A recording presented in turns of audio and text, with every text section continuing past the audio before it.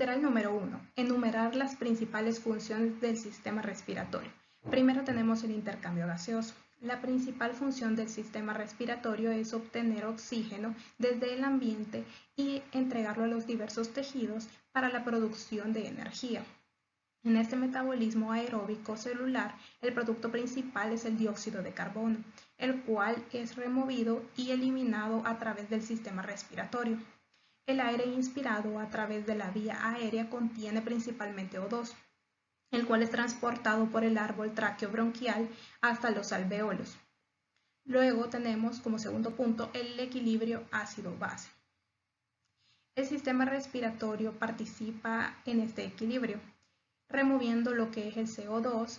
El sistema nervioso central posee receptores de O2 e hidrogeniones en sangre arterial y líquido cefalorraquídeo, los cuales entregan información a los centros de control de la respiración. Es así como estos centros de la respiración modifican la ventilación alveolar en situaciones de acidosis y alcalosis. Esto es fundamental para la homeostasis ácido-base y es un mecanismo muy sensible. Luego, como tercer punto, tenemos la fonación. La fonación es la producción de sonidos gracias al movimiento del aire a través de las cuerdas vocales, como por ejemplo el habla, el canto, el llanto y otros sonidos que son producidos gracias a la acción del sistema nervioso central sobre los músculos de la respiración. Luego tenemos el mecanismo de defensa como cuarto punto. Ante la exposición constante que tenemos a microorganismos, ya sea virus, bacterias, esporas de hongos, también algunas partículas como el polvo y algunos gases como el humo y el tabaco, que son inhalados a las vías respiratorias, el pulmón tiene mecanismos de defensa. Según el tamaño de estas partículas, se van depositando en distintos niveles de la vía aérea, contribuyendo a las defensas. Por último tenemos el metabolismo.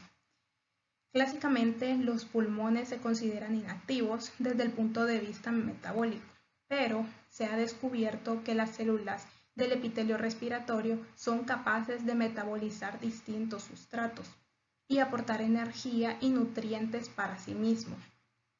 Los neumocitos tipo 2, que son células especializadas del aparato respiratorio, son capaces de sintetizar surfactante, que es una sustancia encargada de reducir la tensión superficial y por ende la retracción elástica alveolar es estabilizada de esta manera al alveolo.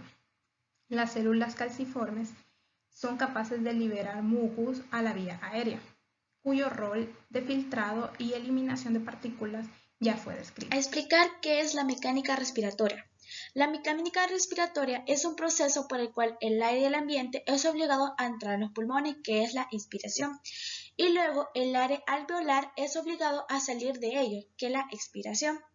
Este proceso puede satisfacer tanto la demanda por oxígeno como de la eliminación de anhídrido carbónico por parte de los tejidos corporales, ya sea durante el estado de reposo, que es la respiración en reposo, o el de ejercicio físico, que sería la respiración forzada.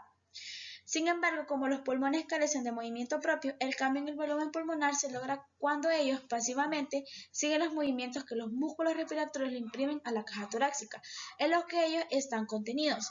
En la respiración en reposo, y la inspiración es activa y la respiración es pasiva. Como puedo observar en la imagen, en la inspiración activa, durante la inspiración se produce la contracción del diafragma y de los músculos intercostales externos, lo que produce un aumento del volumen en la caja torácica. Como consecuencia disminuye la presión intrapulmonar y el aire ingresa a los pulmones. Luego está la expiración, que es la pasiva. Durante la expiración se relaja el músculo que está contraído durante la inspiración, en lo cual el volumen de la caja torácica disminuye. Esto último produce el aumento de la presión intrapulmonar y con respecto a la presión atmosférica, lo que provoca la salida del aire desde los pulmones. Como ahí se puede observar en la siguiente imagen, que se muestra la expiración y la inspiración. Luego sería en cambio la respiración forzada. Tanto la inspiración como la expiración son activas. En la expiración activa, durante la inspiración forzada se contrae el diafragma y los músculos intercostales. externos y además los músculos accesorios, los esternocleidomastoideos que elevan el esternón y los escalenos y pectorales que elevan las costillas y se relajan, los músculos respiratorios abdominales e intercostales internos, lo que produce un gran aumento de volumen de la caja torácica. Como consecuencia disminuye la presión intrapulmonar y el aire ingresa a los pulmones. Luego está la inspiración activa. Durante la expiración forzada se relajan los músculos inspiratorios y se contraen los músculos expiratorios, con lo cual el volumen de la caja torácica disminuye y este último produce un aumento de la presión intrapulmonar respecto a la presión atmosférica, lo que provoca la salida del aire desde los pulmones. Ahora vamos a ver la diferencia entre respiración y ventilación. La respiración externa es el proceso de intercambio de oxígeno, que es el O2, y el dióxido de carbono, que es el CO2, entre la sangre y la atmósfera. Es un poco más complejo ya que se realiza por mitocondrias, pues su función es tomar oxígeno del aire y desprender el dióxido de carbono que se produce en la célula, teniendo un trayecto como el intercambio en los pulmones, el transporte de gases y la respiración en los tejidos. Ahora vemos qué es ventilación. La ventilación es la primera etapa del proceso de la respiración y consiste en el flujo de aire hacia adentro y hacia afuera de los pulmones. Es decir, en la inspiración, la contracción del diafragma y de los músculos inspiratorios da lugar a un incremento de la capacidad de la cavidad torácica por una diferencia de presión, con lo que hace que el aire entre en las vías respiratorias. Durante la expiración, los músculos respiratorios se relajan y vuelven a sus posiciones de reposo y el aire sale de los pulmones. En el caso de la ventilación, esta también puede ser mecánica, es decir, que cuando hay un paciente que necesita una ventilación o necesita de la ayuda de alguna máquina para poder respirar, se utiliza la ventilación mecánica, que consiste en que el médico encargado o la enfermera encargada introduzca un tubo por su garganta y este lo conecte a un ventilador manual. Desarrollando el literal número 4 hablaremos sobre los volúmenes y capacidades pulmonares. En los volúmenes y capacidades, el volumen gaseoso puede variar en función del tipo de movimiento ventilatorio y de las fuerzas elásticas pulmonares. La suma de los distintos volúmenes define las capacidades pulmonares. Dentro de los volúmenes tenemos el VC o VT, que es el volumen corriente o volumen de Tidal. Este volumen es el que se respira en condiciones normales involuntariamente. Puede llegar a ser de 500 mililitros. El VRI es el volumen de reserva inspiratorio, es el que cabe en los pulmones después de una inspiración normal. Este llega a ser de 3000 mililitros. El VRE es el volumen de reserva expiratorio, es el volumen de aire que se puede expirar después de una expiración normal. Este llega a ser de 1100 mililitros. Y el VR es el volumen residual, es el volumen de aire que permanece en las vías respiratorias y en los pulmones después de una expiración máxima. Este puede llegar a ser de 1200 mililitros. Combinando los volúmenes anteriores obtenemos lo que llamamos capacidades pulmonares. La primera capacidad de la que hablaremos es la capacidad inspiratoria o CI. Este es el volumen que una persona puede inspirar después de una expiración normal. Es de alrededor de 3500 mililitros y este se define como la sumatoria del volumen corriente más el volumen de reserva inspiratorio. Luego tenemos la capacidad residual funcional o VRICRF. Este es el volumen que queda en los pulmones después de una expiración normal y sirve para mantener constante la presión parcial del oxígeno y dióxido de carbono, y este supone de alrededor de 2300 mililitros y se define como la sumatoria del volumen residual más el volumen de reserva expiratorio.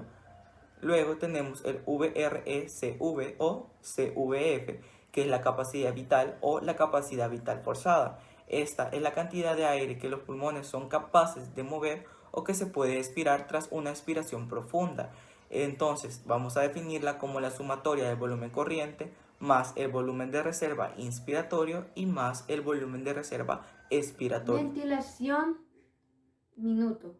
La ventilación alveolar por minuto es el volumen total del aire nuevo que entra en los alveolos y zonas adyacentes del intercambio gaseoso.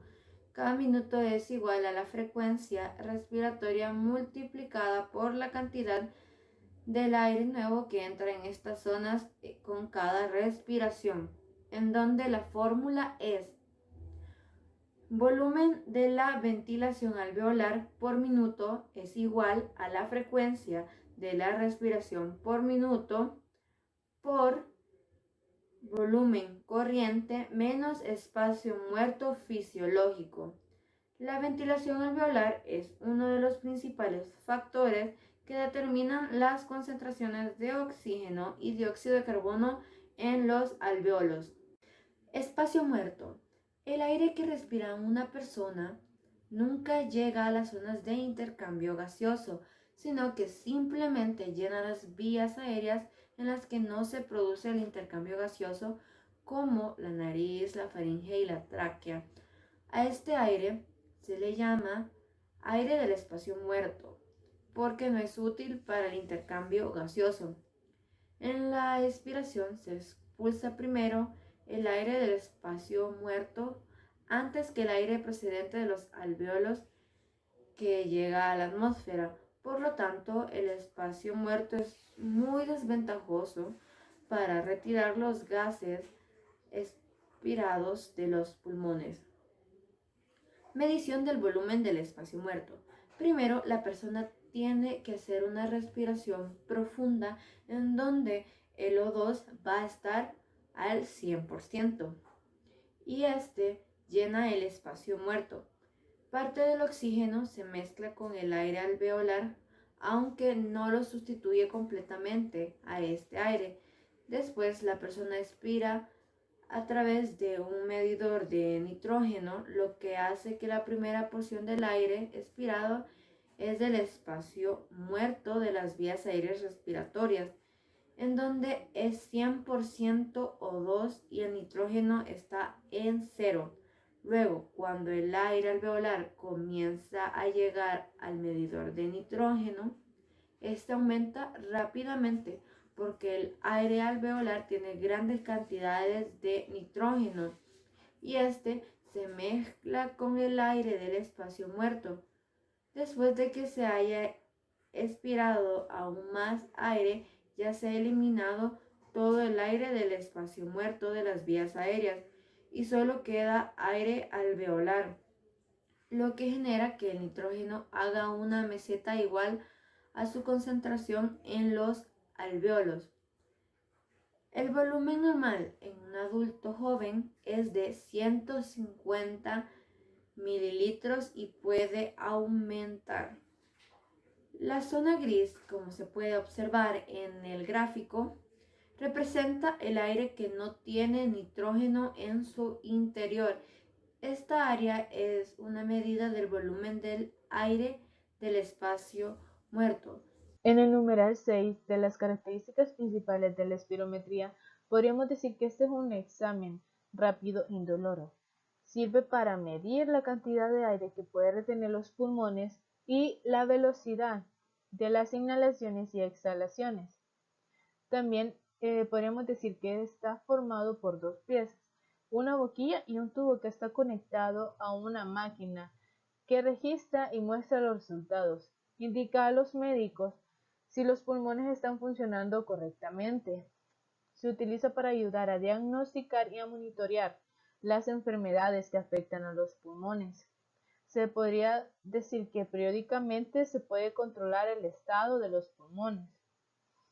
El examen requiere que el paciente respire rápida y profundamente. Algunos pacientes podrían presentar náuseas y una falta de aire temporal. No se tiene que realizar a los pacientes que tienen dolor en pecho o que han tenido alguna cirugía de ojo o abdominal, o a los pacientes que tienen una afección cardíaca grave.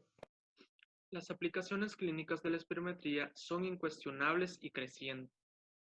Es un procedimiento esencial en el diagnóstico y seguimiento de todas las enfermedades respiratorias, como la EPOC, el asma bronquial, la bronquiectasias, fibrosis pulmonar, enfermedades neuromusculares, entre otras. Sirve para valorar el riesgo quirúrgico y complicaciones en intervenciones de cirugía torácica y cirugía abdominal.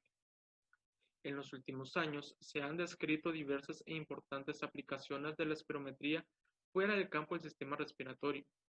Se ha demostrado que puede predecir la muerte de origen cardíaco o cerebrovascular. Está demostrado que una espirometría normal supone un riesgo de 4 a 6 veces mayor de padecer cáncer de pulmón que con respecto a sujetos con espirometría normal. La función pulmonar anormal, estimada mediante la espirometría, también se relaciona con muerte de cualquier origen. Objetivo número 7. Analice la utilidad del pico flujo y sus valores normales. El pico flujo puede ser usado para valorar el grado de obstrucción de la vía aérea, comparando el registro obtenido en el momento de la crisis con el mejor registro personal del paciente. Algunas de las utilidades del pico flujo son el diagnóstico de asma, identificar la gravedad de una crisis asmática y el control y respuesta del tratamiento. Los valores normales se determinan por la talla, la edad y sexo. Existen varias formas de la presentación de los mismos, aunque existen pocos estudios sobre los valores de referencia del flujo respiratorio máximo en una población en general. Como podemos observar en la tabla, vemos que está dividida entre hombres, mujeres y niños. Y de esto vamos a tomar muy en cuenta lo que es en la edad, la altura y la talla para poder obtener el valor normal del pico flujo. También podemos observar en la imagen que tenemos, donde están con colores, que cuando la aguja del pico flujo llega a la parte de arriba que está marcada en verde, es como un valor normal, lo correcto. Eso significa que tiene que seguir el tratamiento habitual y no tiene ningún síntoma. Cuando se detiene entre 400 y 250, la parte que está en amarillo, esto significa precaución. Eso indica que la dosis de medicamento debe doblarse o debe administrarse más. Y los síntomas pueden ser tos, ahogo, silivancias, entre otros. Y cuando se detiene en la parte que tenemos en rojo, que es de 200 a 60, eso significa peligro. Eso quiere decir que los valores están muy bajos y que debe acudir al médico. Entre los síntomas tenemos un ataque de asma y la no respuesta al tratamiento que se está administrando. En el punto número 8 vamos a analizar las diferentes patologías determinadas por la espirometría. Vamos a decir que la espirometría se utiliza en el diagnóstico de algunas enfermedades pulmonares. También esta se va a utilizar para controlar el estado de los pulmones. En las patologías determinadas por la espirometría, una de ellas va a ser el asma, que es la inflamación de los bronquios. El EPOC es una limitación del flujo respiratorio que no es completamente reversible. La bronquitis crónica, esta se va a caracterizar por un crecimiento de inflamación y mucosa en las vías respiratorias. La bronquiectasia es la dilatación anormal e irreversible de los bronquios. Esta se va a dar por una alteración del epitelio ciliar.